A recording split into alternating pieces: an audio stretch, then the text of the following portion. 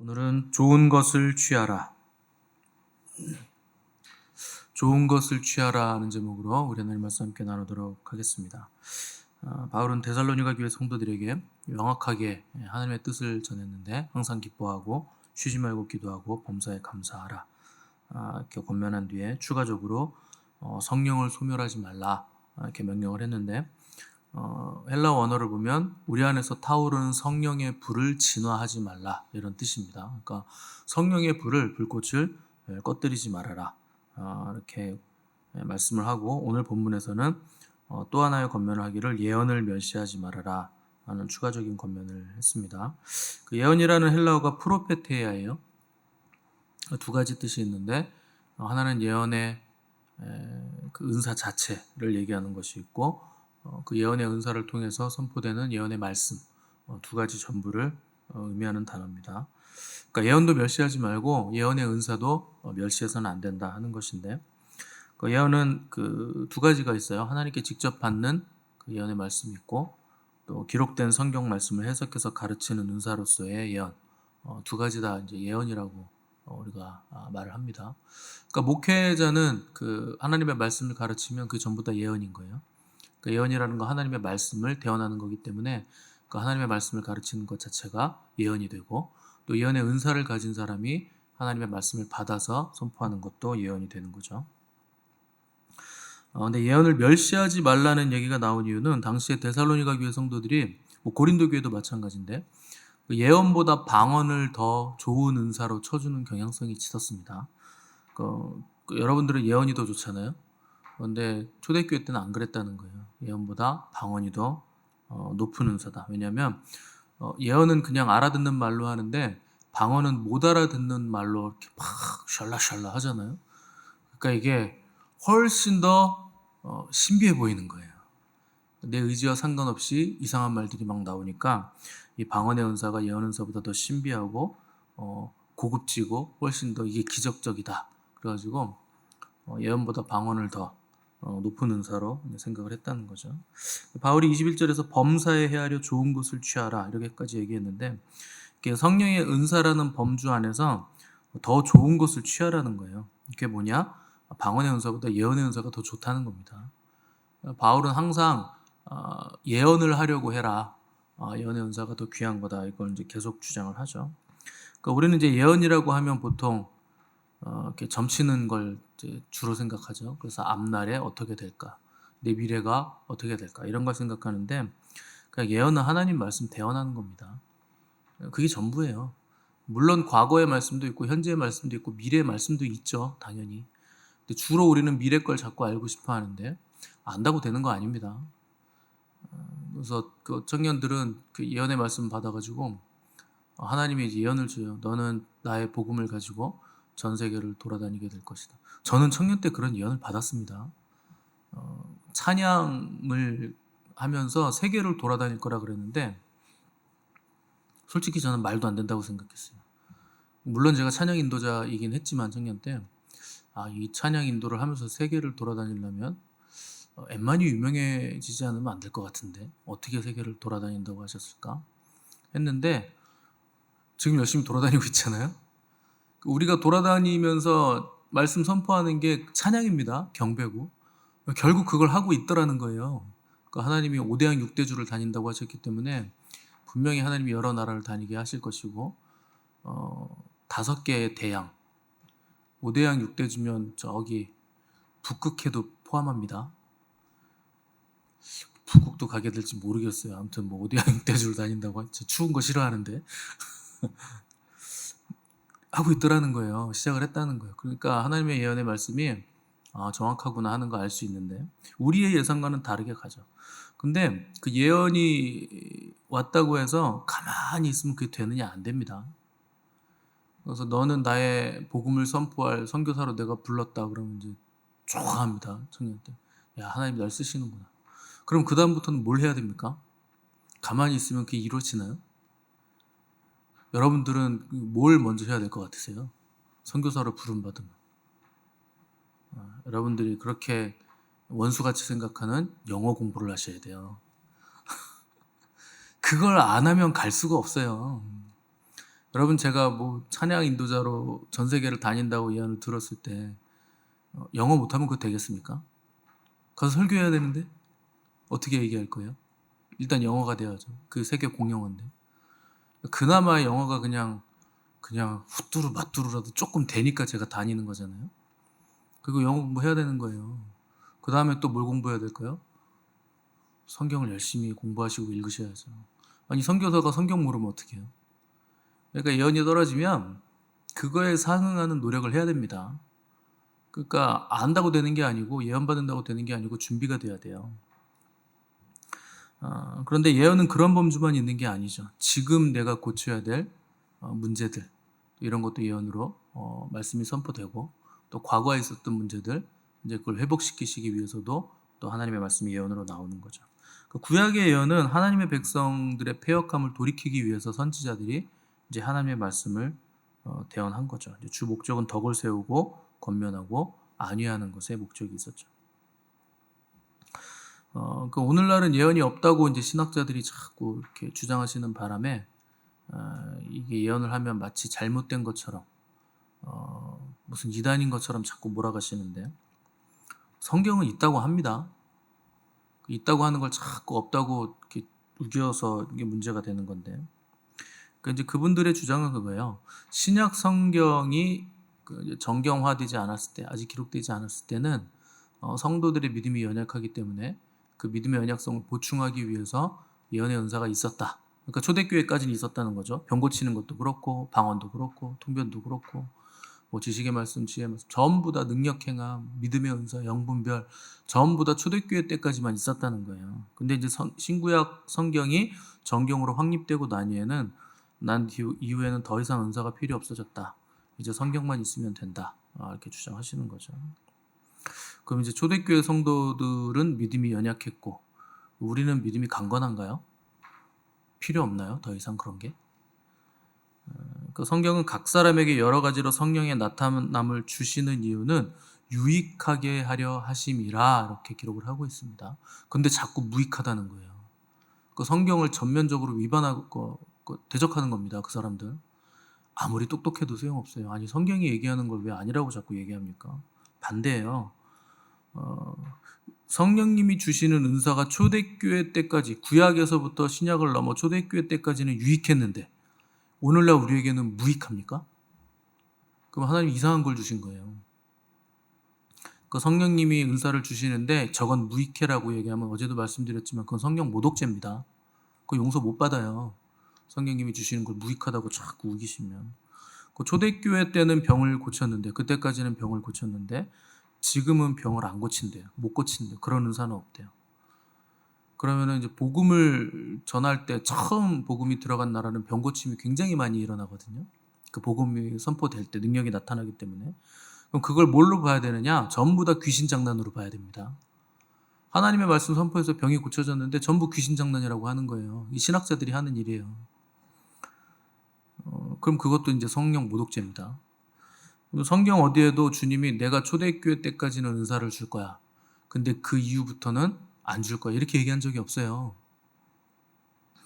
자기들 교단의 입장 편한 대로 성경 해석을 유도해서 만들어낸 견해들이에요. 성경에 없는 얘기를 자꾸 하는 겁니다.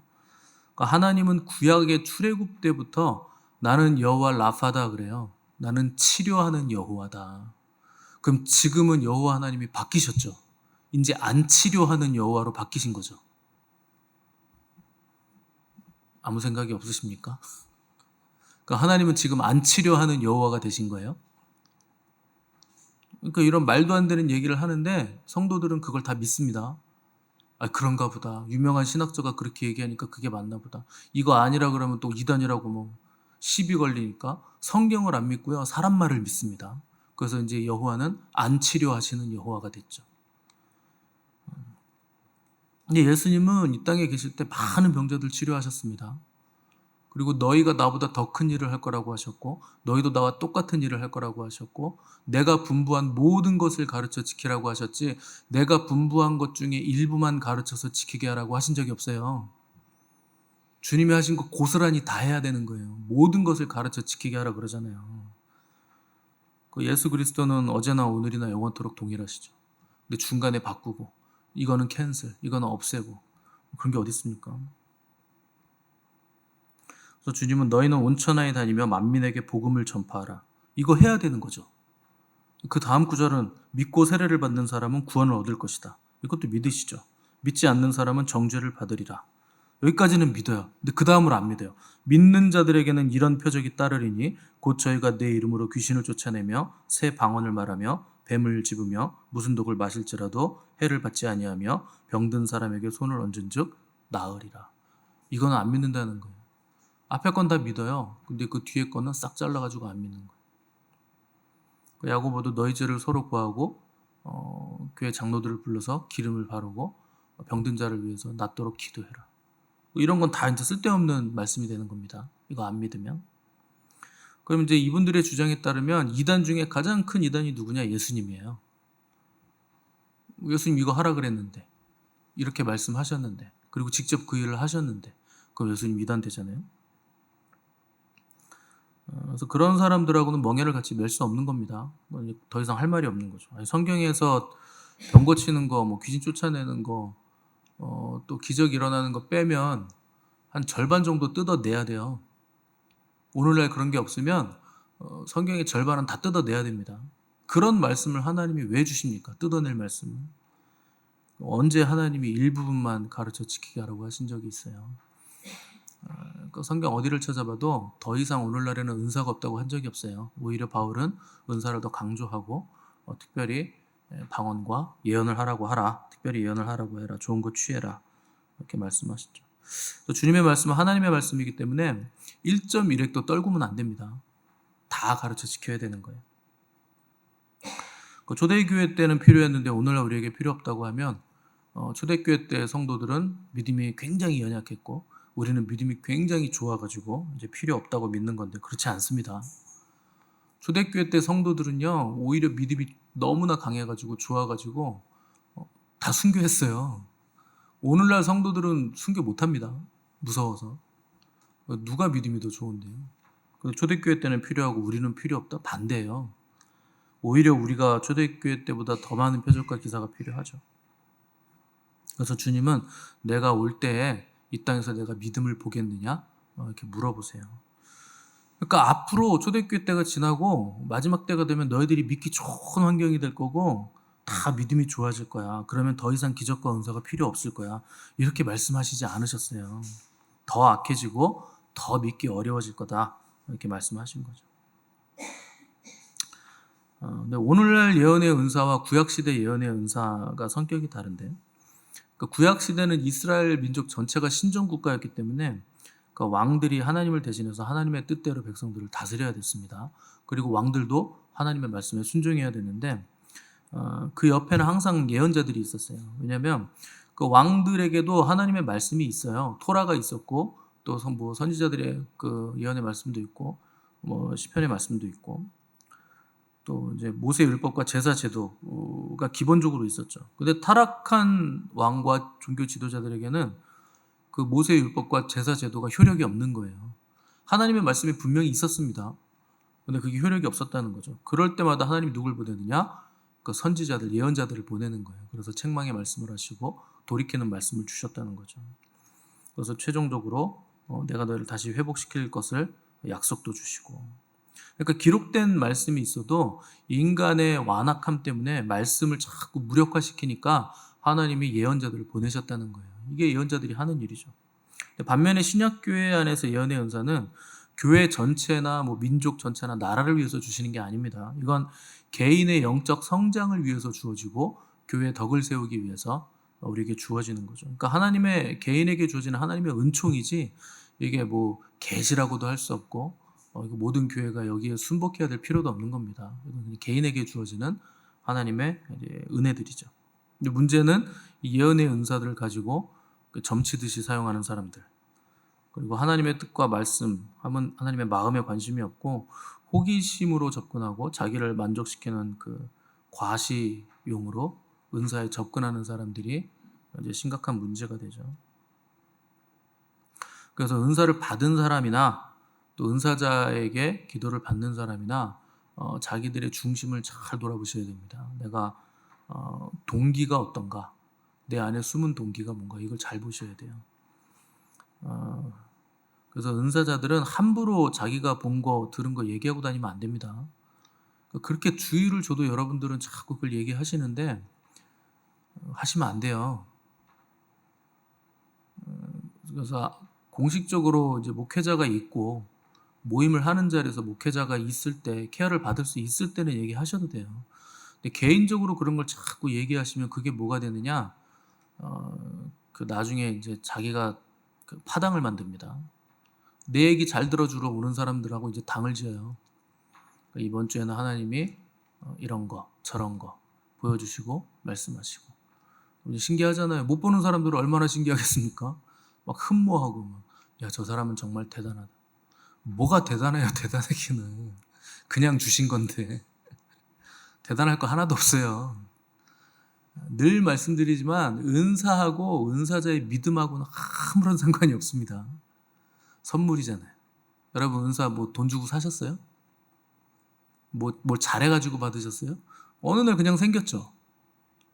그 성령님이 그냥 주신 거예요. 그건 값을 치를 수 없고 매길 수도 없는 거예요. 그래서 은사와 은사를 받은 사람의 믿음 상관없고 성품 상관없고 거룩성 아무 상관없어요. 은사 받은 사람의 삶이 얼마나 개차반인데요. 그 은사는 기능적인 거지 그게 인격적인 것도 아니고 성품적인 것도 아니고 믿음과 신앙하고는 아무런 관계가 없습니다.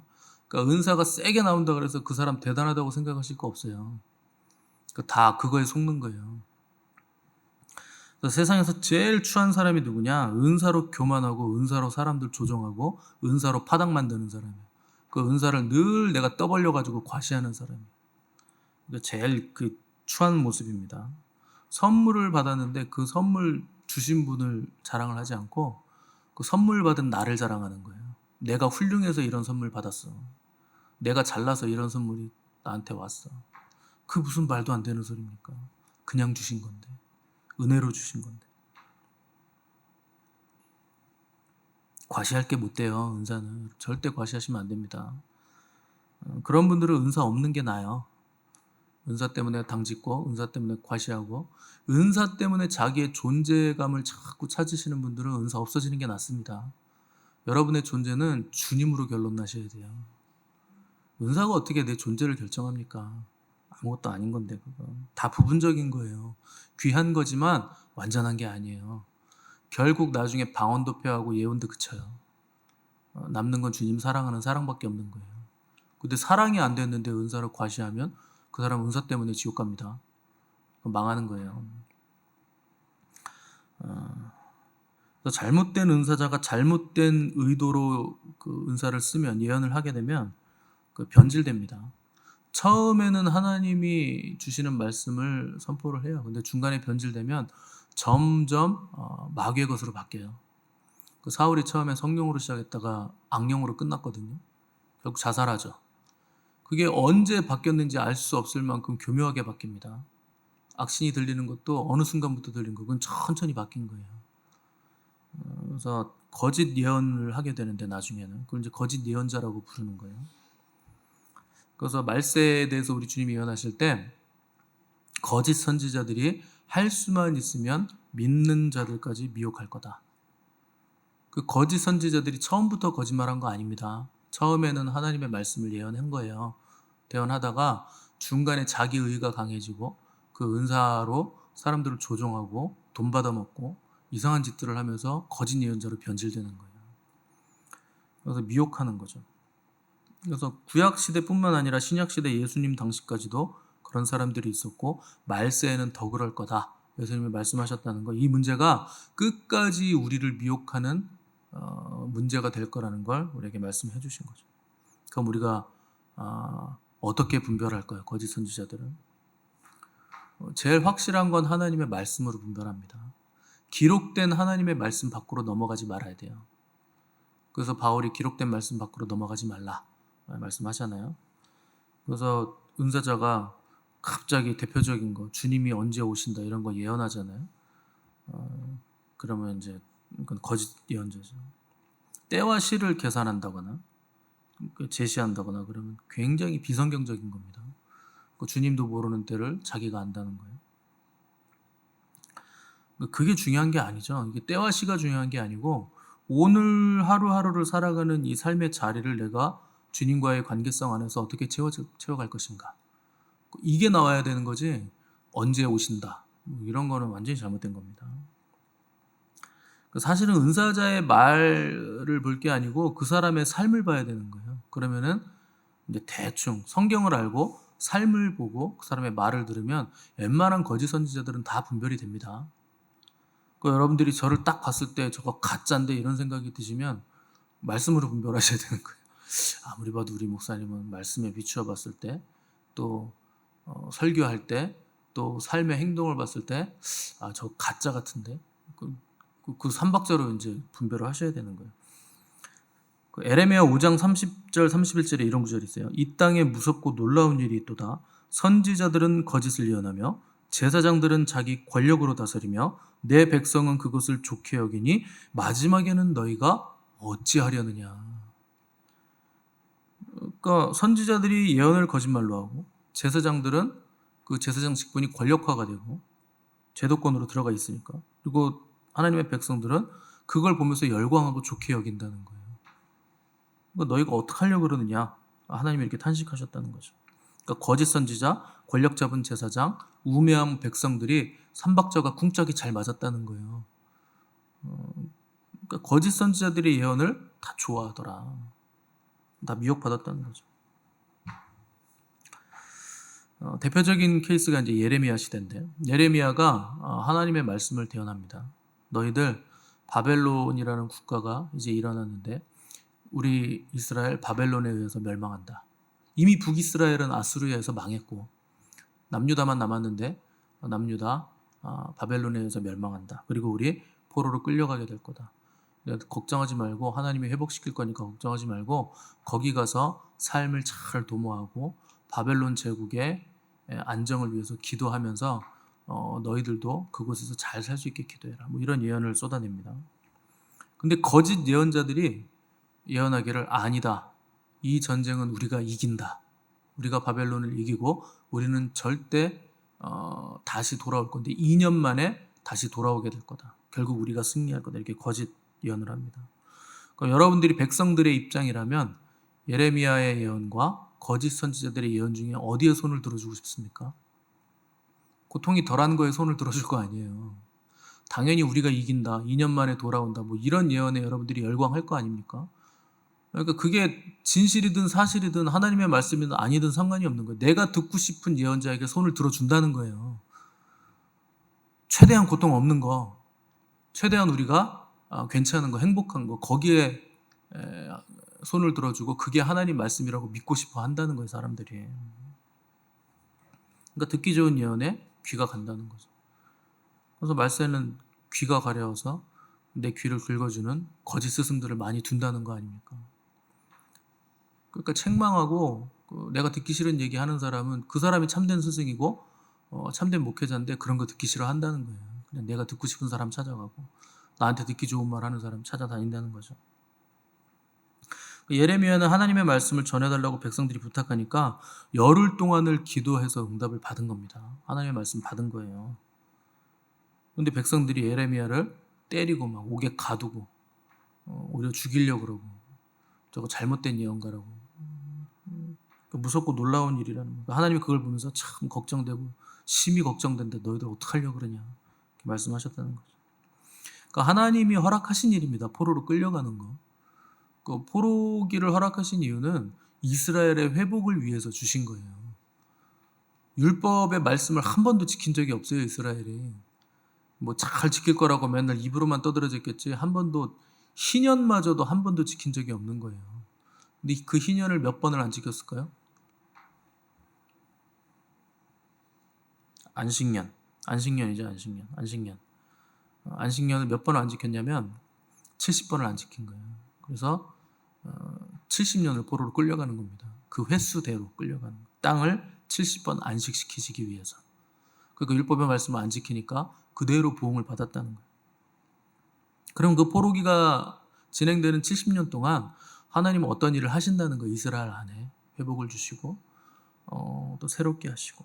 그러니까 포로기가 언제 끝나는지가 중요한 게 아니고 언제 돌아오는지가 중요한 게 아니고 그 시기를 통해서 하나님의 뜻을 알고 하나님을 만나고 여호와의 신앙을 회복하는 거, 그게 중요한 거 아닙니까? 근데 그들의 초점과 중심은 어디에 있느냐? 우리 언제 집에 가요? 언제 돌아가요? 언제 이 고통의 순간이 끝나요? 이거에만 관심이 있었다는 거예요. 그런 거에 관심을 가지면 금방 미혹받는 거예요. 왜 속고 왜 미혹을 받습니까? 하나님 마음에 관심이 없는 거예요. 내 욕심에만 관심이 있는 거죠. 그러니까 예언을 멸시하는 것도 문제가 되지만 듣고 싶은 예언에 열광하는 게 가장 큰 문제입니다. 그게 제일 큰 문제예요. 그러니까 듣고 싶은 예언을 하는 사람을 찾아다니죠. 여러분들 예언에 예전에 그 예언 기도 하시는 분들 찾아다니셨던 분들은 이 사람도 갔다가 저 사람한테도 갔다가 여기저기 막 찾아다닙니다. 누가 좀 이렇게 예언을 한다 그러면 찾아다니는 거예요. 왜 찾아다니겠습니까? 내가 듣고 싶은 말 나올 때까지 주구장창 찾아다니는 거예요. 그래서 내가 듣고 싶은 말 해주는 사람한테 돈 갖다 드리고 그분이랑 친하게 지내고 그 사람이 조종합니다. 나중에 조종당하는 거예요. 그러니까 되게 나한테 도움되는 사람은 듣기 좋은 말 해주는 사람 아닙니다. 여러분 일상생활 할 때도 그래요. 나한테 듣기 좋은 말 해주는 사람은 그 간신들이에요. 별로 좋은 사람들 아니에요. 듣기 싫은 말을 해주는 사람들이 나를 성장시키고 나를 진정으로 생각하는 사람이죠. 그래서 항상 하나님의 말씀에 입각해서 분별하는 태도를 가지셔야 됩니다. 또 예언하시는 분들은 은사가 오면 그게 얼마나 책임이 큰지를 아셔야 됩니다. 하나님의 말씀 대언하는 게 쉽습니까?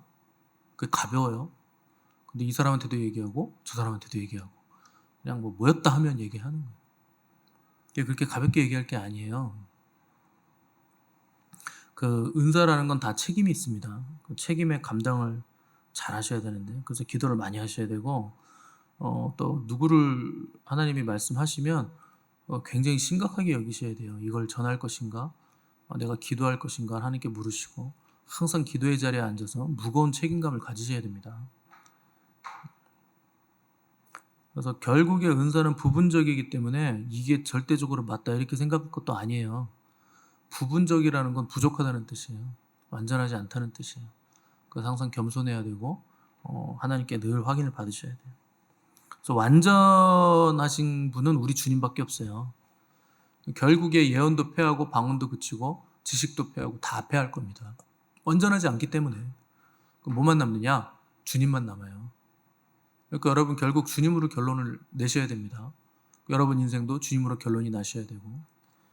그래서 범사에 헤아려 좋은 것을 취하라고 했는데 좋은 것 중에 가장 좋은 분이 우리 주님이세요.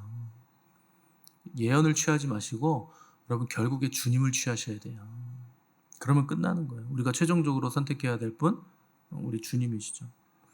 과정 가운데 이런 것도 있을 수 있고 저런 것도 있을 수 있고 방언도 나올 수 있고 통변도 나올 수 있고 예언도 나올 수 있고 병고침도 나올 수 있고 영분별도 나올 수 있고 지식의 말씀, 지혜의 말씀 다 나올 수 있죠. 결론은 주님이셔야 돼요. 내 속에 계신 주님이 아닌 밖에 있는 것에 마음이 가면 그게 전부 우상입니다.